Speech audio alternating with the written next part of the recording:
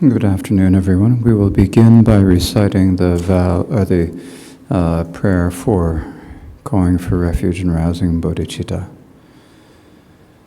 O sangye chedan soge chonam la chancho pardo dane chabsum che dage jinso gibe sunam je dola penjir sanje dobar sho sangye chedan soge chonam la chancho pardo dane japsum je dage jinso gibe sunam je Drola pinjir sanje drobar sho sangye cheda soge chonam la janjo bado dane chapsum chi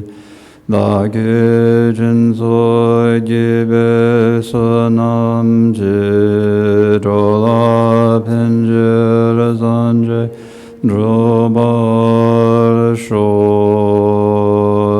senjen tamje dewa dang dewe jutan dembar jurje donga dan donga je jutan rawa jurje donga mebe dewa tamba tamin rawa jurje nyeren chata nitan rawa danyon shembola nebra jurje.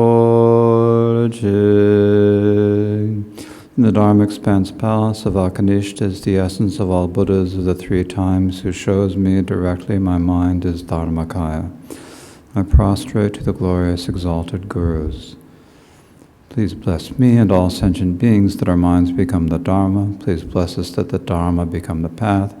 Please bless us that the path dispel confusion. Please bless us that confusion arise as wisdom.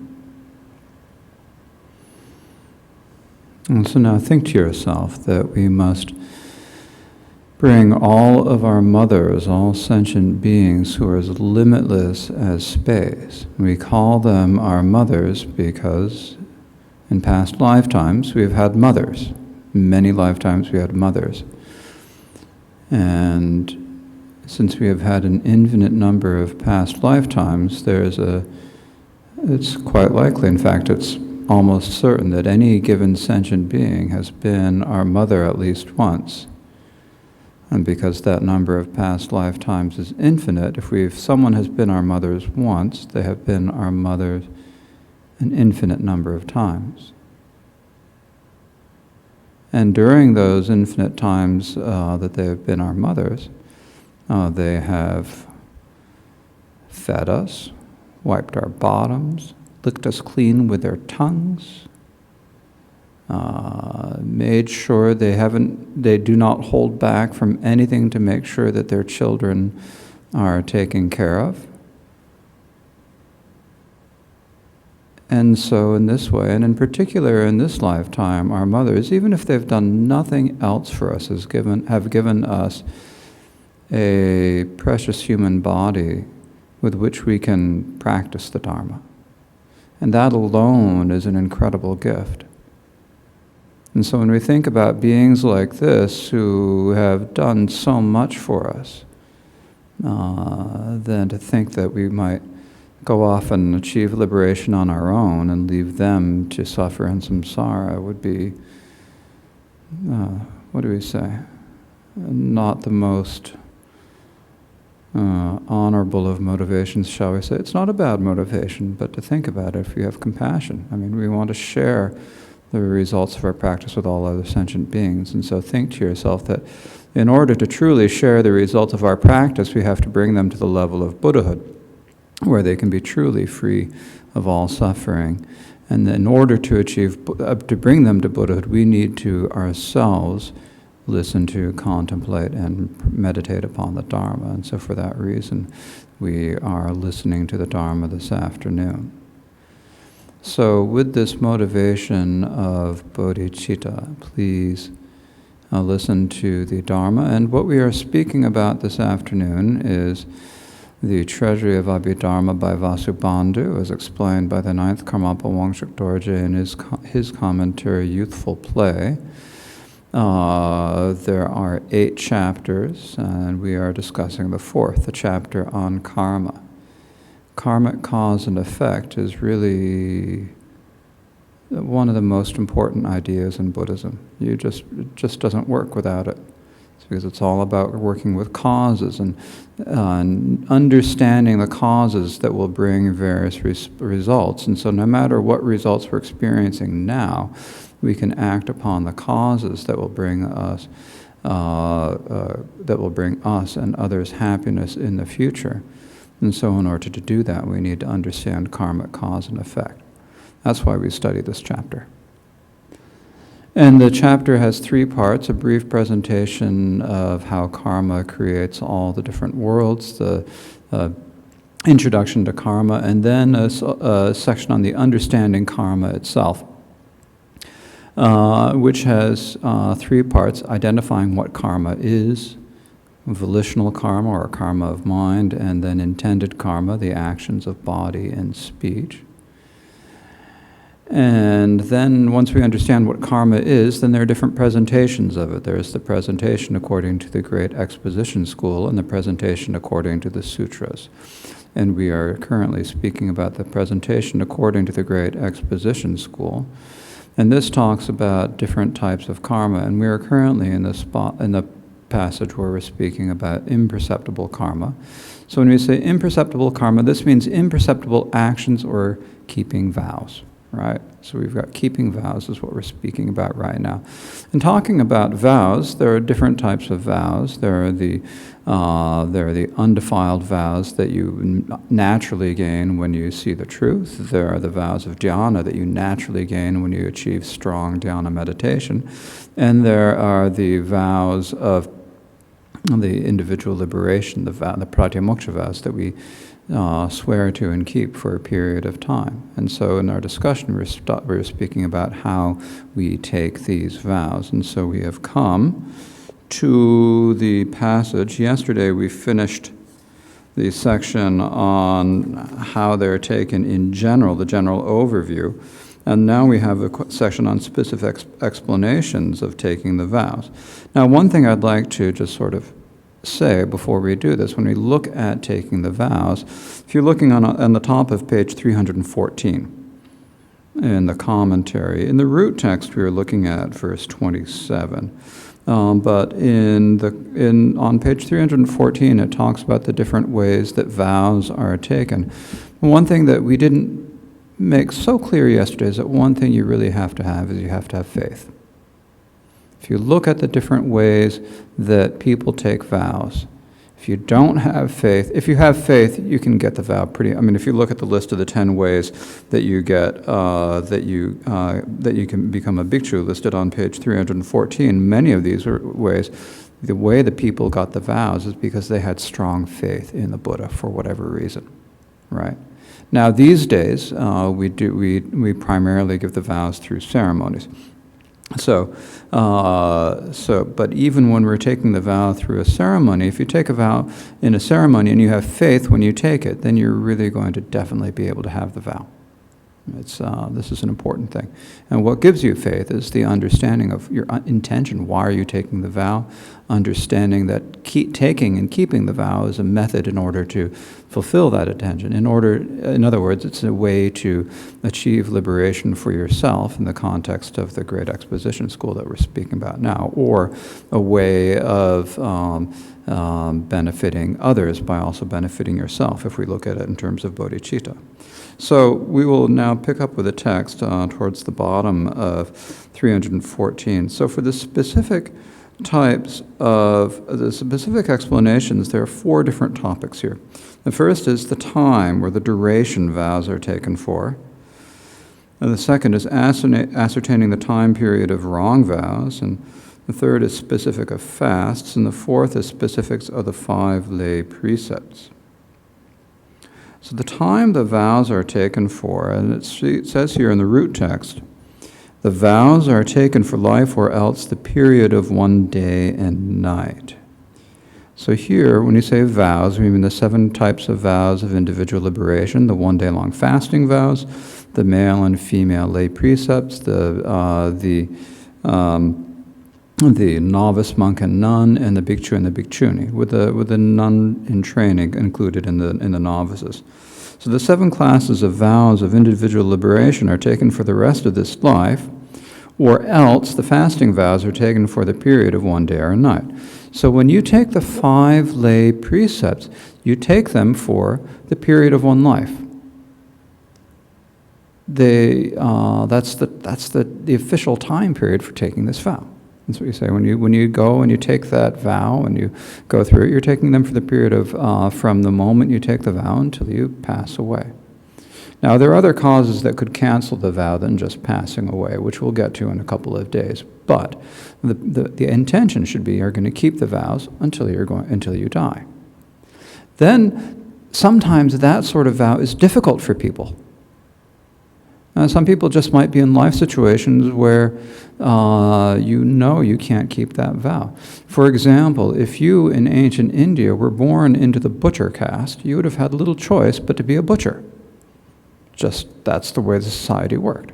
You'd have no choice but to do it, but you would know that on certain days you could not do it. So then you could take the fasting vows for like 1 day. So the fasting vows, you take them at dawn, or in the early morning, before you have breakfast, before the sun rises, and you keep them until the sun rises the next day. So those are the fasting vows. So you have the lay precepts, the monastic vows are for the period of life.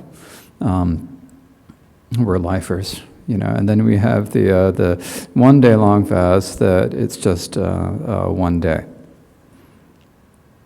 The end of the period of the vows of individual liberation is either at the end of the life or at the end of a day or a night. So when you pass away, the moment of death, that's when the 5 precepts and the monastic vows expire. And then at the end of a day and night, so you go through the period of day, and you go through the night, and then when it's at sunrise. Now, if you look at it, there's twilight and dawn and all these other periods, but here we mean sunrise. When the sun comes above the horizon, or when you look at your smartphone, it tells you that sunrise is at 5:15, whichever it is it's going to be. And these days we look at our smartphones. At any rate, it's at that time when the fasting vow would end. Now here, some people don't want to take the next few paragraphs deal with a situation where people don't feel like they can keep the 5 lay precepts for the entire life, but they want a way to be able to keep it for a short period of time. And when you take the fasting vows, as we will get to in just a moment, you have to take the fasting vows from a bhikshu or someone who's qualified to give them.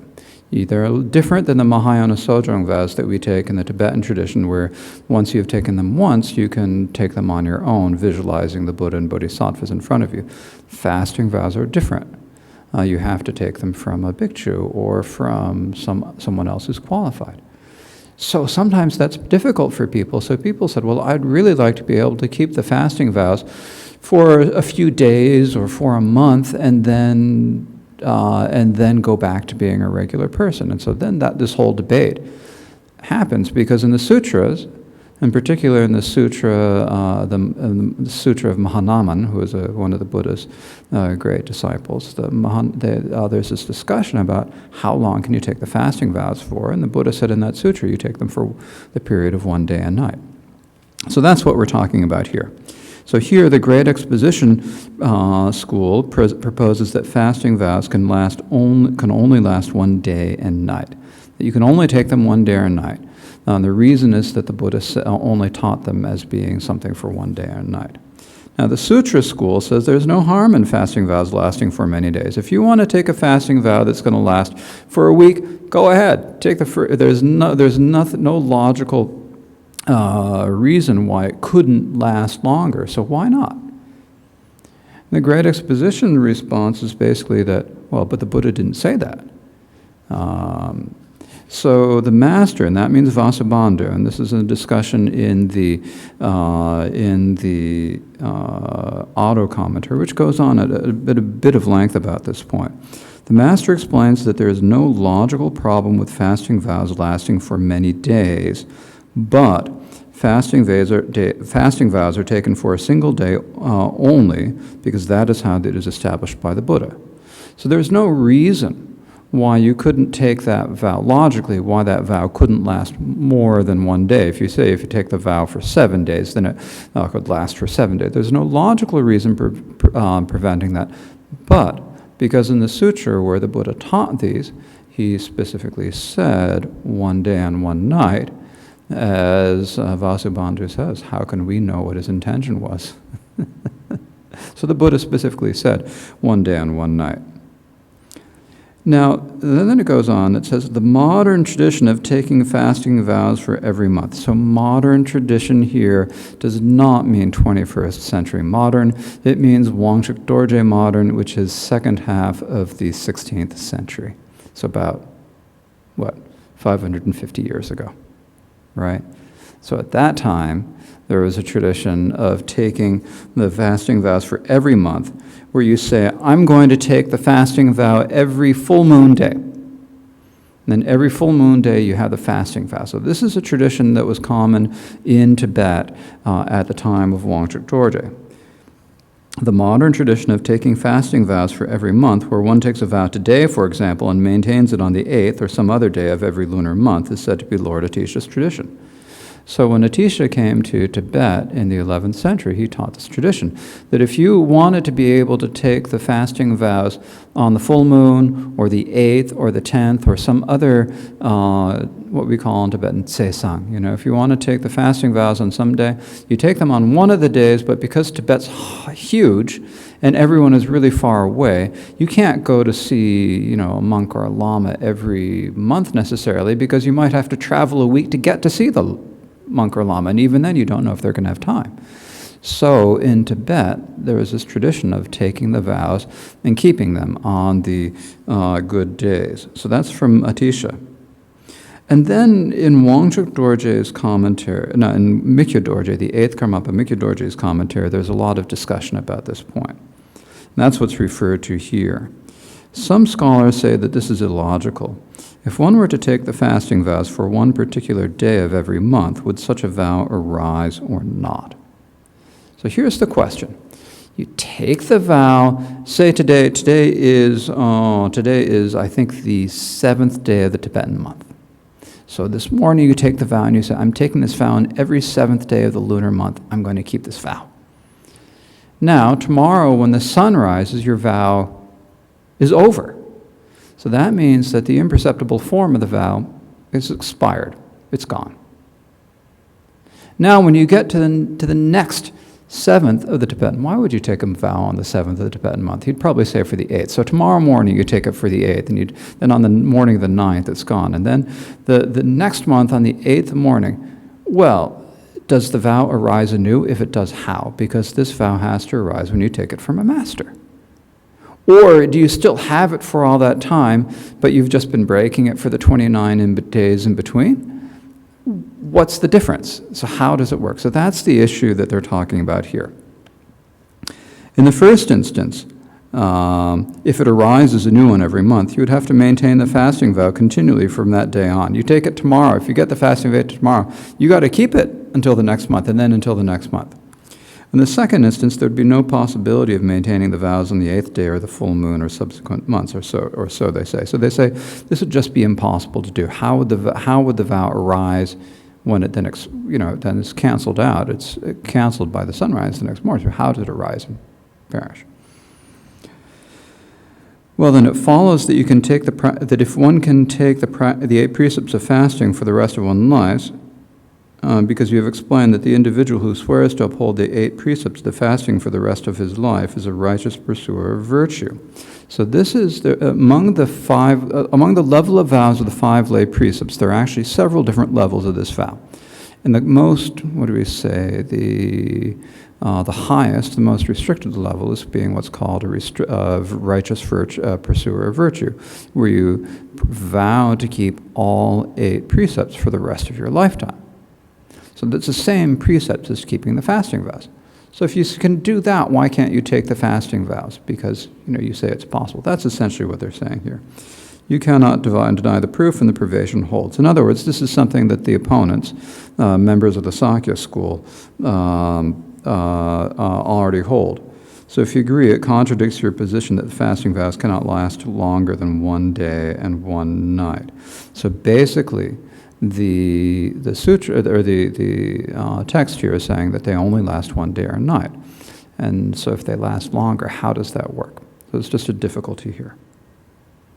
Now, Wangchuk Dorje's own position is that when one promises to maintain that the fasting vows on the full moon of the 8th day or the following lunar month, the vow arises out of the power of the resolve or mind. Extensive proofs and rebuttals of this appear in the Great Tika, that is in the Karmapa Wangchuk Dorje's commentary, and there are extensive discussion of this issue there. So basically what he's saying is that in our Karmakaji tradition, we say this is possible. Atisha taught it. And when you do it, what happens is that, so tomorrow morning, you want to keep the fasting vows every 8th day. You find someone who can give them to you every 8th day of the month. And then you take the vows with the intent that you're going to keep them on the 8th day of the next month. So the next month comes along, and the 8th day of the lunar month, and who knows what day of the next month that's going to be. That's going to be somewhere around like the 29th of June or the 28th of June. I don't know. This is the hard part because we don't use the Tibetan calendar. So when you get to the 8th day of the next month, then the vow arises because of the power of your intention. So that's our own position. So this is something you can do, but in actual practice these days, what people are more likely to do, and I think is a better way to do it, is to take the Mahayana Sojong vows, which is it's different vow than this. It comes from the Kriya Tantra, so it's a tantric vow. And when you take that once and you learn how to take it, then you're able to take that one on your own. And if you want to keep those vows, if you want to keep the 8 precepts on the 8th or the 10th or the full moon or the new moon days, then what you can do is on the morning of those days, then you get up, you you do the Mahayana Sojong liturgy that you've learned how to do from someone who's able to teach you, and then you do it on that day of the month. If you take the vow so that it comes on the 15th, like if you take the vow, I'm going to keep the 8 precepts on the full moon day every month. Well, then I was, a few years ago, we were celebrating the Harvest Moon Festival. And it was evening, and someone passed me a piece of mooncake, and I deferred because I keep that vow. And then the other person said, "Oh, I have that vow too," as they were chewing away. So in other words, if you sort of say, "I'm going to do it on every month," and then you have to be really mindful and aware. The other thing is that when you take the Mahayana Sojong vows on those particular days, you have to be mindful and aware to remember to do that, but you're also reminding yourself of your motivation in the morning and reminding yourself. It kind of gives you a better reminder. I think it's, shall we say, a method that will be more likely to succeed. That's always important. Okay. So those are taking the vows and how long they last. And then there's the question, how long do wrong vows last? There is no 1 day long wrong vow because there's no such oath that's heard. There's no 1 day long wrong vow. So a wrong vow is when you make a commitment to do something that's inherently unvirtuous, like fishermen, hunters, and so forth. And what's the reason? Because there's no such oath where one says, "May I possess a wrong vow for 1 day and night." So you never say, "I'm going to do this, just for 1 day," they say in the text. So it says here, "It is heard" at the end. And that's kind of like Vasubandhu saying, "I'm not so certain about this." It's a little bit of a criticism there. So this is the position of the Great Exposition School. But frankly, that when people make a wrong vow, they don't think to themselves, "I'm making a wrong vow." They're thinking to themselves, I'm hungry, I need a job, I'm going to sign up at the meatpacking plant. I'm hungry, I need a job, I'm going to sign up as a fisherman. I've got bills to pay, I'm going to do this job. That's the way we think about it now. Or in many places, they're born into a situation where they have little choice but to take that particular type of job, right?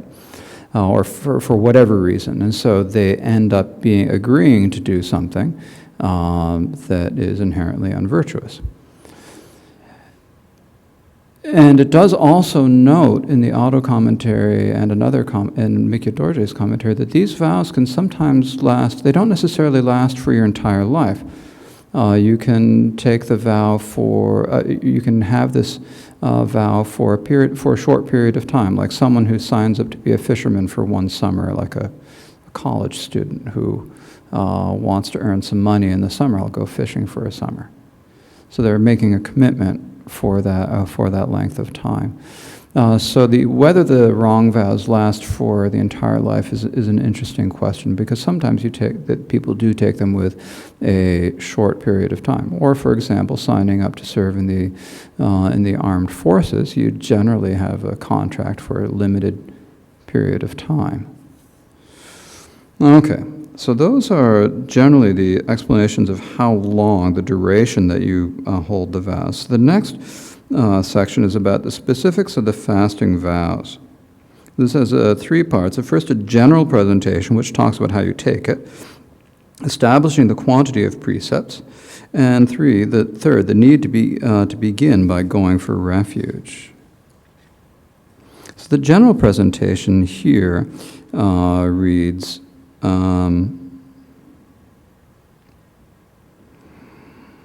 while kneeling low with no adornments, recite the words. That means you kneel down, you aren't wearing any jewelry or anything, you're not gussing yourself up, you're in front of the master, and you're kneeling or sitting, and you've got your hands, either hands joined in prayer or your hands clasped like this. Either way is okay. And then you recite the words after the master, till morrow's morn, one swears before another at dawn to all the precepts of the fast. So until the next day.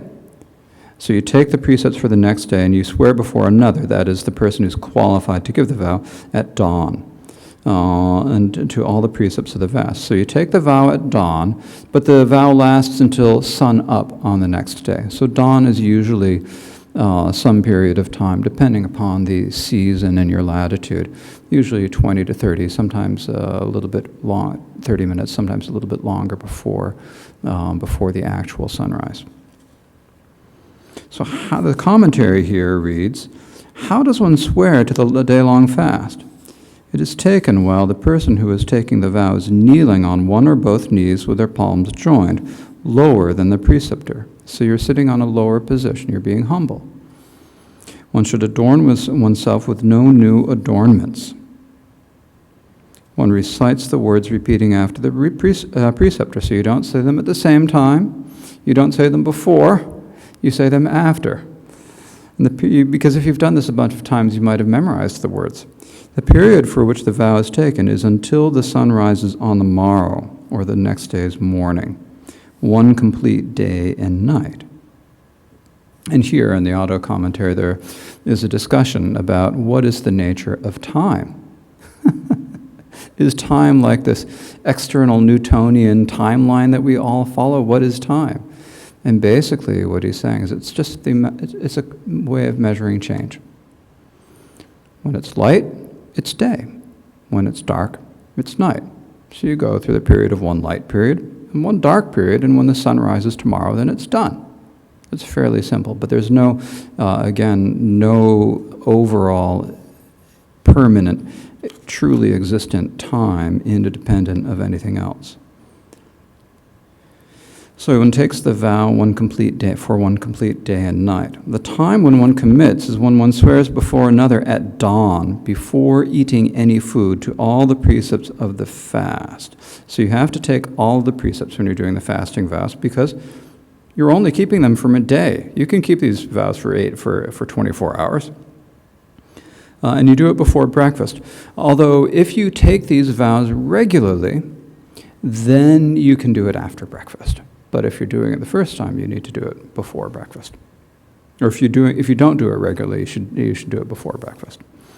So establishing the quantity of precepts, and this has 2 points, the actual,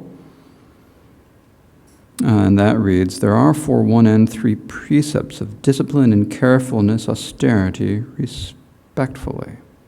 This is a typical list from a Dharma thing where you've got the numbers and the things all separated from each other. So the 4 means that there are 4 precepts of discipline.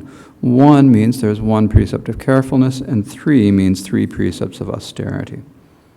So there are the 4 root precepts, that is abandoning taking life, abandoning taking that which is not given, abandoning sexual misconduct. Here actually it's the fasting vow, so it's abandoning sexual activity. And the 4th is abandoning lying. So those are the 4 root precepts. Then you've got the 1 of carefulness, 1 precept of abandoning alcohol, that's the precept of carefulness, and the last 3 precepts. These are the precepts of discipline, which abandon the inherently unwholesome. So killing, taking that which is not given, sexual activity, and lying are inherently unwholesome. Why are they inherently unwholesome? Because they're necessarily motivated by greed, hatred, delusion, or some other affliction. Because they're motivated by an affliction, they're necessarily unvirtuous.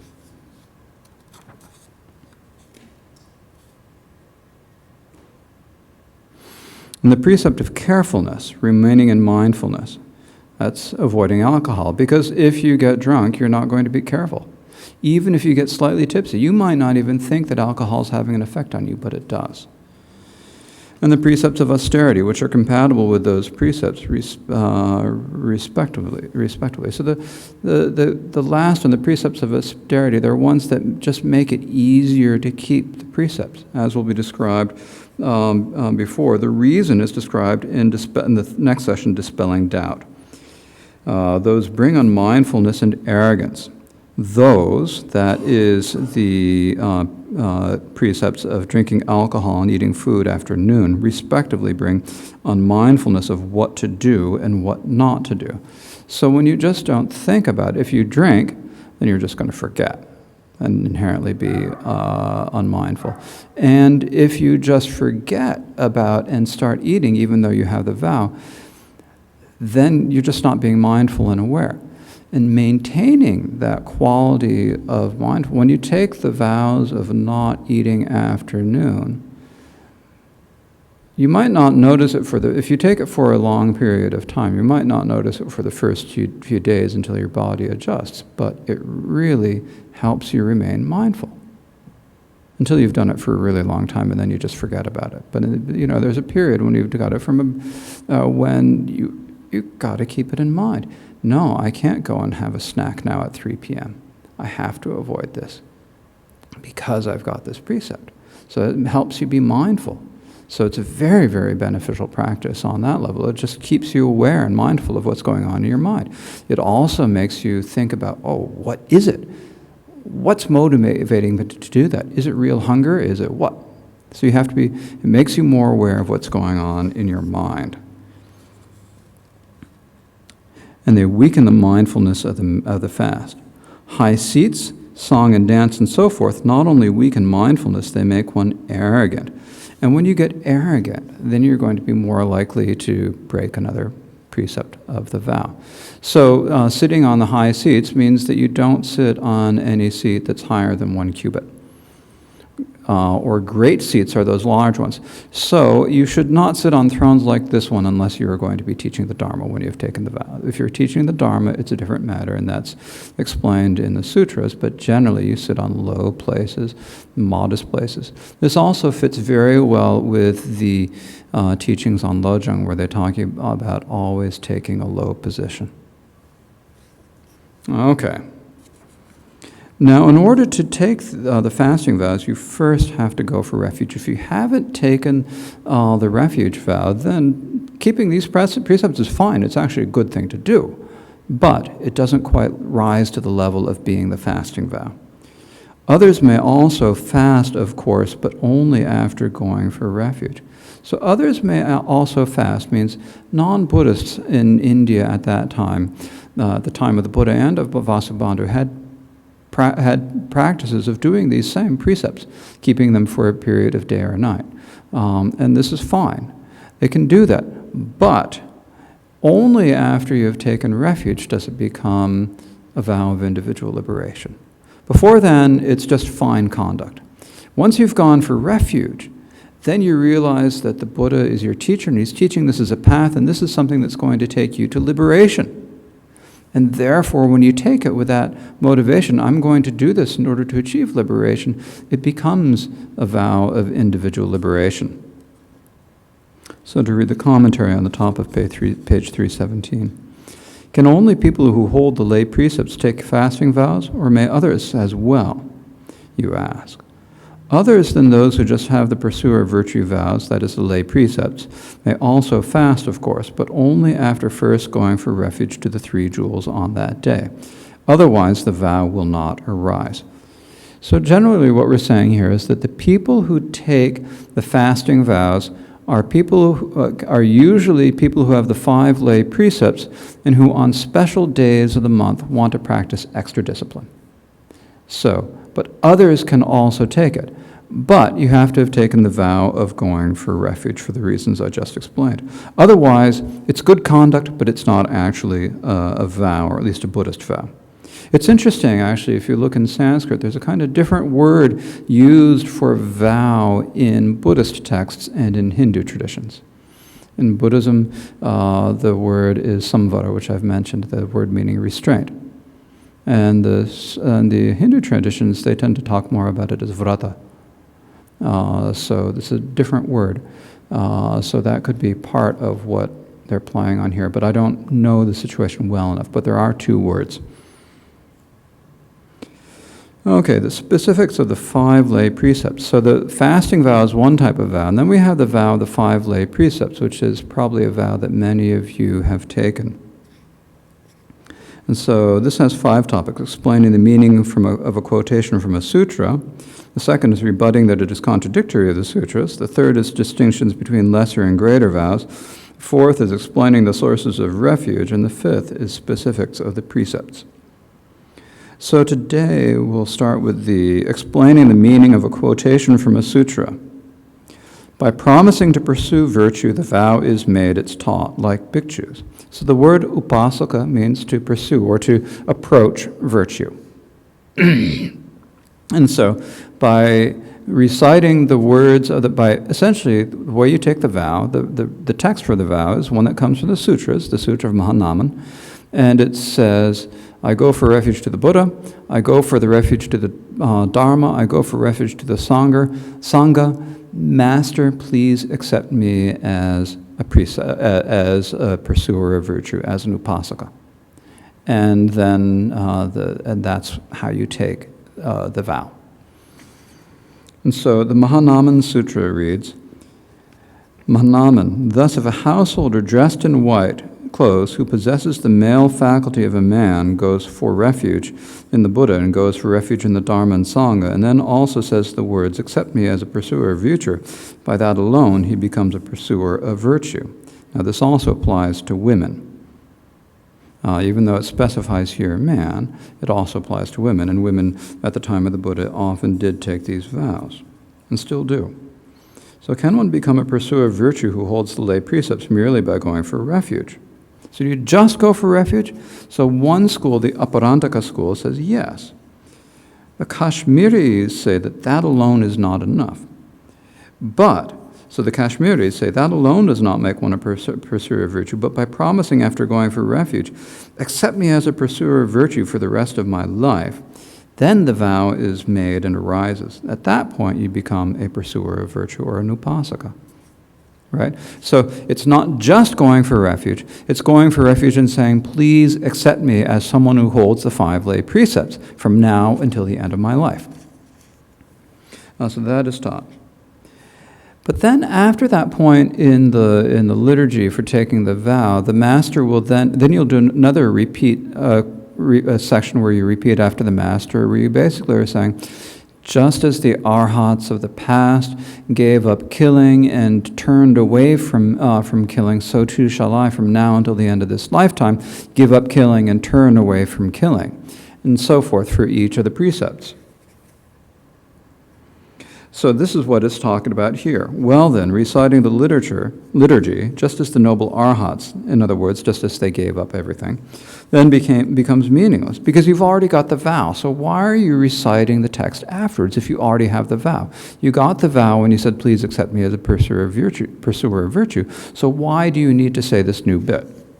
So the answer is, this is not meaningless, because it is taught not as a way to attain something that has not yet been attained. In other words, it's taught that you should do this, not because this is how you get the vow. Instead, it is taught to do this, but because it is taught as a way to know what limits have been attained and must be upheld. In other words, what are the precepts you've agreed to?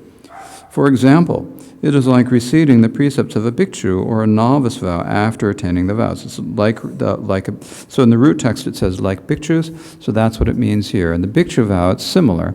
After the bhikshu has taken the vow, then they repeat the words of the vow after the preceptor. So it's the same with the lay precepts. But then there's a little problem that comes up, because in the sutra it talks about different types of upasaka or lay precepts. And so that's what this next section is about. It's titled, Rebutting that it is contradictory of the sutras. If that is so, and all is thus bound, how is there single conduct, etc.? Hold that, and it is held, it's heard. So what this is saying, if you take the vow and all is bound, and therefore you get all 5 precepts, doesn't that contradict the words in the sutra where it talks about different type of lay preceptors, the people who have what we call single conduct, who hold one of the lay precepts, people who have partial conduct, who hold 2, or majority conduct, who hold 3 or 4, or complete conduct, hold all 5. Doesn't it contradict that? And here it's saying it doesn't, because if you hold that, if you keep a precept, then you've got that precept. So, for example, you've got all 5 precepts. You take all 5 precepts. After some point, you tell a real whopper of a lie and you break that precept. So then you've got 4 precepts left, and then you've got majority conduct. You still have the other ones. And then you murder someone, so then you've still got 3 left. So that's how it is explained in the Great Exposition School. Well, this is the description of that on the top of page 318 reads, if that is so, and all 5 precepts of a pursuer of virtue are thus bound, in other words, if you take the vow and you get all 5 precepts, how is it that the Buddha spoke of the 4 types of pursuers of virtue? Those who abandoning taking life alone as a single conduct, etc., including those who hold 2 precepts as partial conduct, those who hold 3 or 4 as majority conduct, and those who hold all 5 as complete pursuers of virtue. So these are 4 different types of lay precepts that are described in the sutras. So if you have 1 precept, then you're single conduct. 2 precepts is partial. 3 or 4 taken together as majority, and then complete is holding all 5, right?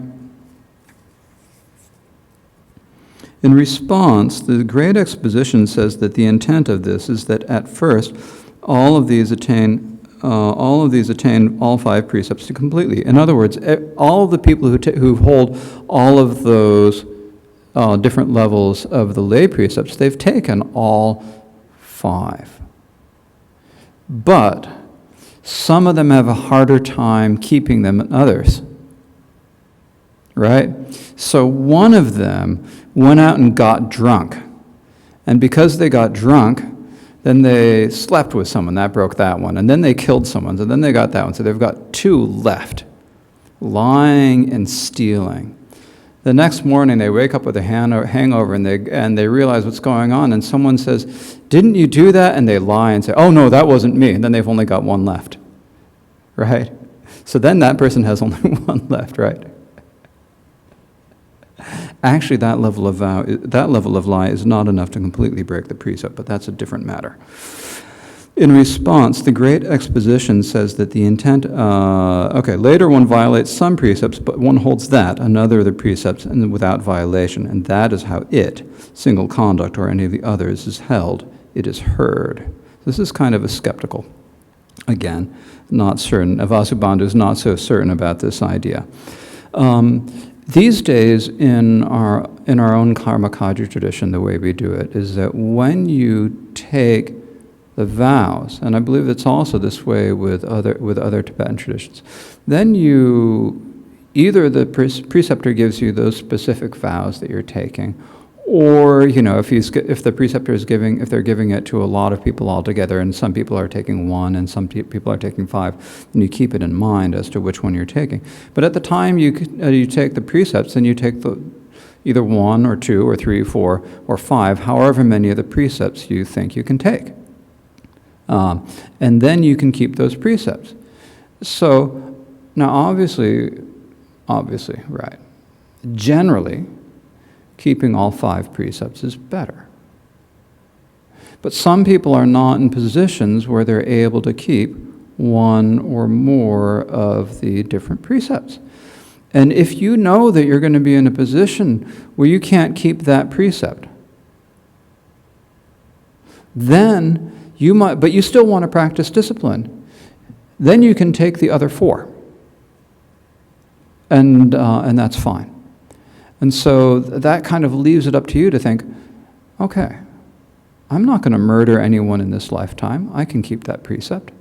The precept of taking life, at least it's explained in the Karmakaya tradition, if you kill an animal, it's bad. It's kind of breaking the rules, but it doesn't entirely break the precept.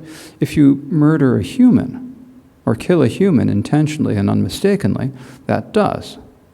You think to yourself, I have no intention of killing anyone. I can give up killing. And you take that. You're not certain about stealing. Or you might not be certain about sexual misconduct or the others. Whichever ones you're not certain about, then you don't take those precepts. And then you keep the ones that you have. You're still practicing discipline. And when you're acting upon the ones that you're not keeping, you are incurring misdeeds by doing that. There's no question about that. When you're acting out of greed, hatred, and delusion, then that's a misdeed just by its nature. But you aren't breaking a vow, so it's not as bad as if you had the vow and then broke it. That would be even worse. So if you know to yourself that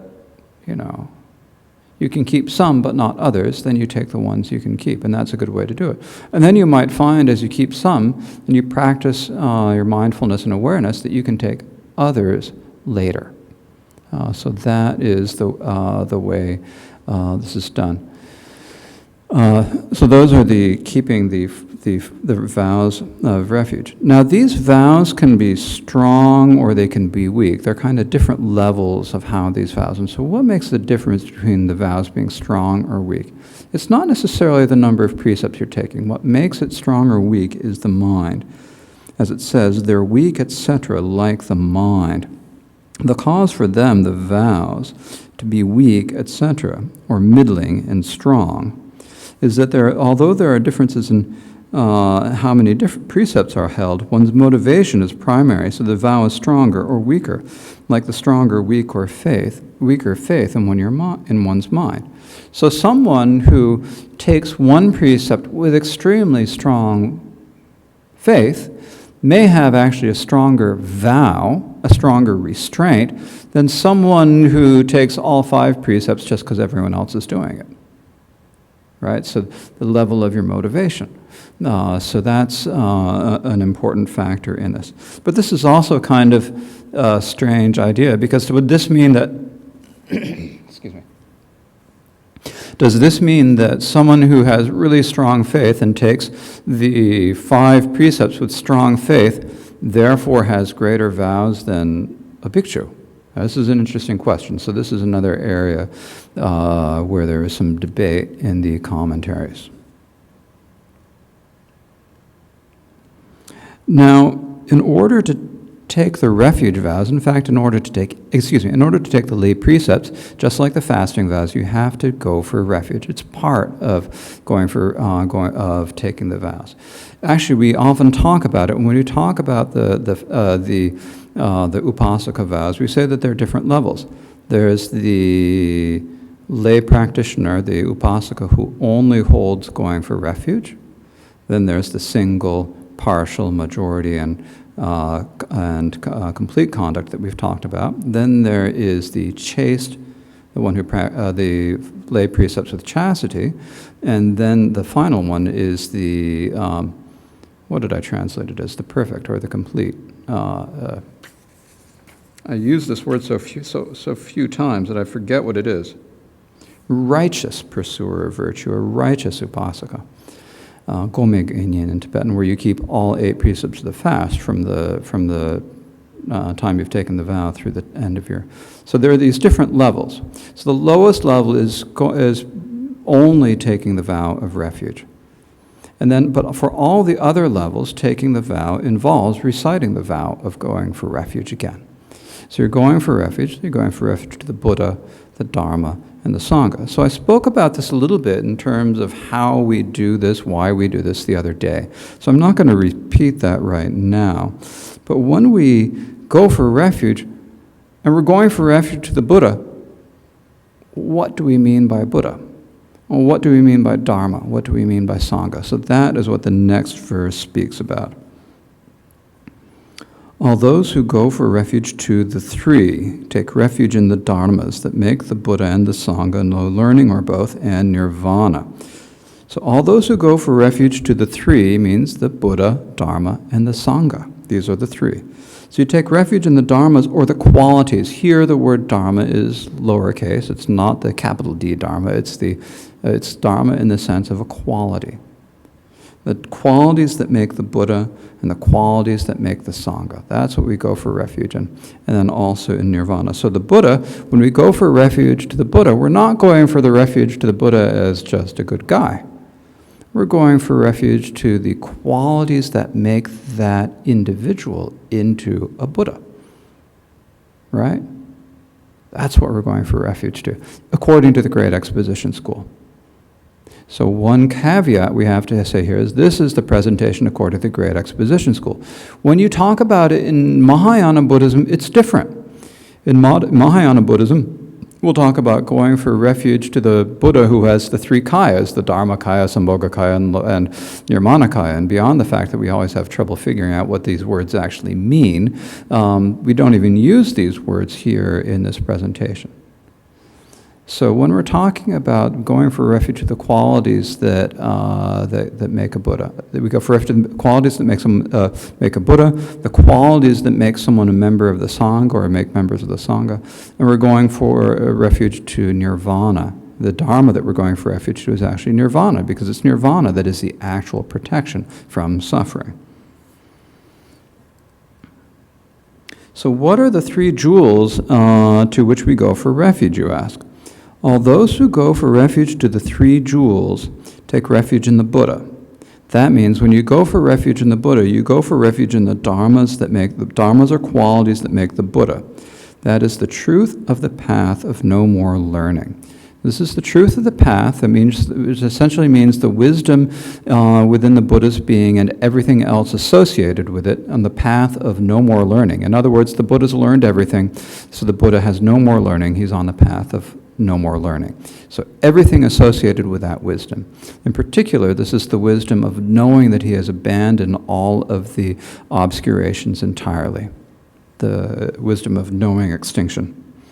And going for refuge in the Sangha is going for refuge in the dharmas, or the qualities that make the Sangha. That is, the truth of the path of no learning and learning both.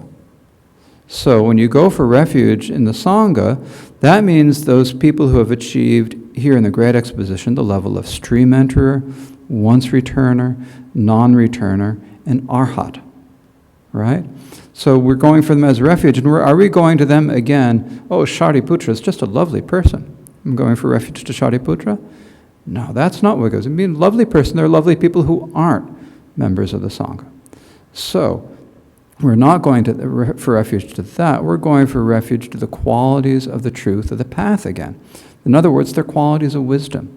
This is the wisdom of seeing the truths and meditating upon the truths. So, and then the qualities of the wisdom of having achieved the result of arhatship. So when there are people who are on the path, that is when they are stream enterers, once returners, or non-returners, then that's the wisdom of the path of learning. And when they're, if they achieve the level of arhat, then that is the wisdom of the path of no more learning. But it's different than the wisdom of a Buddha, because like Shariputra, Madhgalayan, and the great arhats are not on that same level. They just don't have the same wisdom. So they're part of the Sangha. So we're not going for refuge to the Sangha just because they're wearing robes. We're not going to them. We're going in particular to refuge to those people, the noble beings who have achieved some level of realization of seeing the truth. These are the people who are actually able to give us protection. And going for refuge to the Dharma is going for refuge to the Dharma that makes the jewel of the Dharma nirvana, which is the cessation of all afflictions and suffering without exception. So what really brings us protection, the Dharma that brings us protection, is the result of our practice, which is abandoning all of the afflictions and just achieving that relief of nirvana. So that is the Dharma that we are taking refuge in.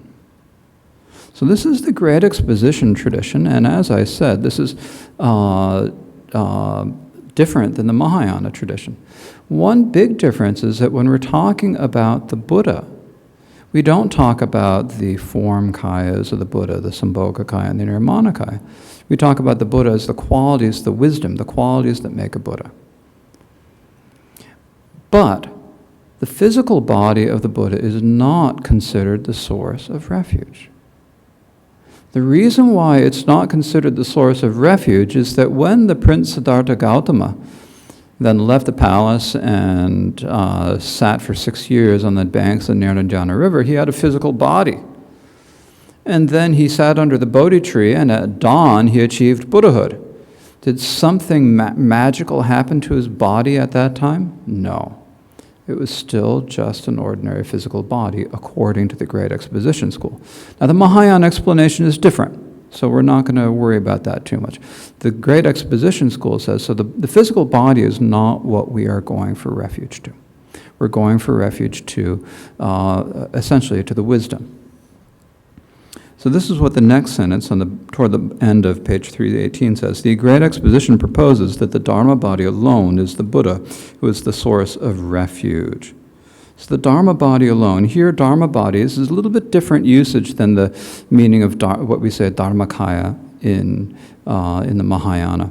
So the Dharmakaya alone, that is the wisdom of the Buddha alone, is the Buddha, who is the source of refuge. And the form body, the physical body, is not the Buddha. And likewise, when we talk about the Sangha, again, we're talking about the wisdom and everything associated with it, that is, the qualities that make them into the Sangha. So likewise, the Sangha that is the source of refuge is the truth of path only, that is, those qualities that make that individual into a member of the Sangha, while the Sangha that it is its support is not the Sangha that is a source of refuge. So in other words, if you see someone who's a noble being, who's someone who's entered the stream and seen the nature of the Four Noble Truths, then they're a member of the Noble Sangha. But it's not their body. If they're monastic, it's not the robes that they're wearing. It's that quality of wisdom, not the physical body, according to the Great Exposition School. The Sutra School proposes that both the support of the form body and the Dharma body it supports, that is, both the physical body and the wisdom, are the Buddha, who is the source of refuge, and both the support of the Sangha and the truth of the path it supports are the Sangha that is the source of refuge. So it's not just the wisdom, but also the everything else, in particular the physical body. Because when you, really the issue is like when you say a Buddha, how fine are you going to split the hairs, Basically, when we see the Buddha, we say that's the Buddha, and we're looking at the physical form because we're ordinary individuals and we have no ability to see the Buddha's wisdom. So we can't. So when you look at the Buddha, you say, is that the? Everyone says, if you had given alms to the Buddha, you would have said, I gave alms to the Buddha, right? You wouldn't have said, I've given alms to the Buddha's body. Similarly, when you meet members of the Sangha, you make offerings to the members of the Sangha, and you say, I've given offerings to the members of the Sangha, instead of saying, I've given offerings to the bodies of the members of the Sangha. No, you don't say that. So that's a Sutra school position, that even though it may not actually be what makes them the Buddha or the member of the Sangha, that's still important. So the Sutra school says that the individual members of the Sangha are also considered the source of refuge. So, I mean, here, when you think about it in terms of the Mahayana, there are various different levels of discussing about what we actually mean by the Buddha, the Dharma, and the Sangha. And they get to be very complicated. And actually, there are many different presentations about what we mean by a Buddha, Dharma, and Sangha. But the interesting thing about this one here, from the perspective of the great exposition schools, we're thinking about what makes you into a Buddha. It's that wisdom that makes you into a Buddha, right? So that's what that's what's really worthy of respect, they say. And then what makes you into a member of the Sangha is that wisdom of seeing the Four Noble Truths. And we get to the word Sangha, and in English we use the word Sangha very, very broadly. In traditional usage, it initially referred to 4 or more bhikkhus gathered together. That's what a Sangha was. Even a single bhikkhu is not a Sangha, it's 4 or more gathered together. And then also it soon began to apply to the noble individuals. At the time of the Buddha, actually from the very beginning of the Sangha, most members of the Sangha were also noble individuals at the time of the Buddha, because they all became arhats very quickly at the very beginning. But also, so you have that issue of the noble members of the Sangha, and then you have the monastic Sangha. And so traditionally, and still to this day in Asian cultures, the Sangha word Sangha primarily refers to people wearing robes, in particular bhikkhus and bhikkhunis. And then by extension to novice monks and nuns, although that's not really characteristic. It's really when you have a group of the 4. But when we talk in Tibetan about members of the Sangha, Gendumpa, we're talking about monks and nuns, essentially.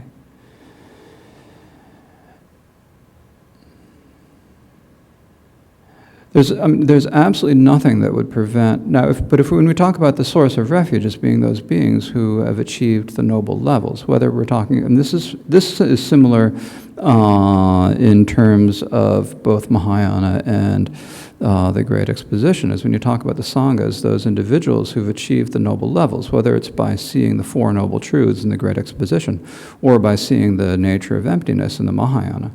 Either way, those individuals don't necessarily have to be monastic.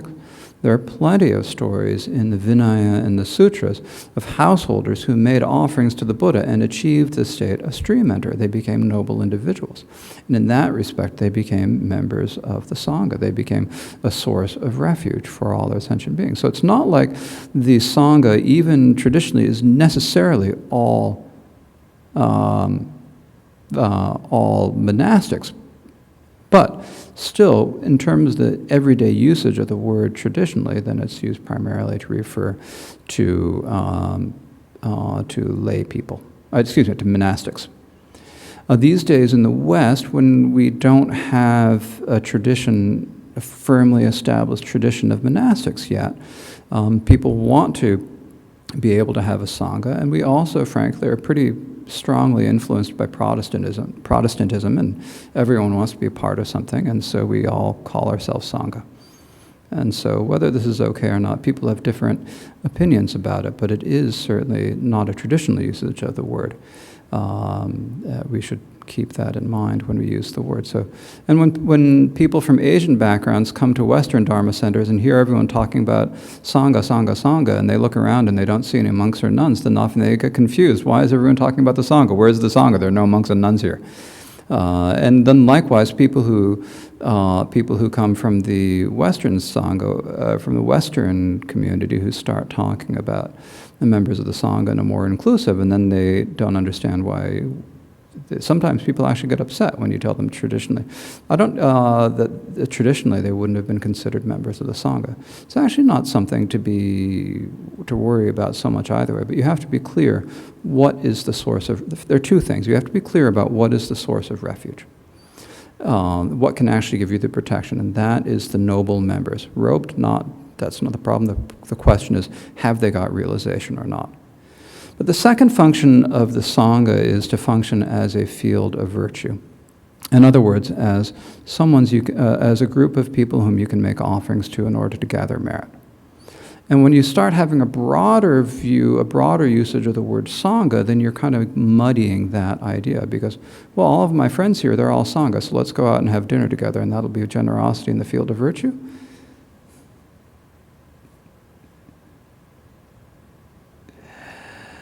It's certainly generosity. It can be generosity, but it's not quite the same as making when you have someone who's gone forth and who depends upon alms for their livelihood.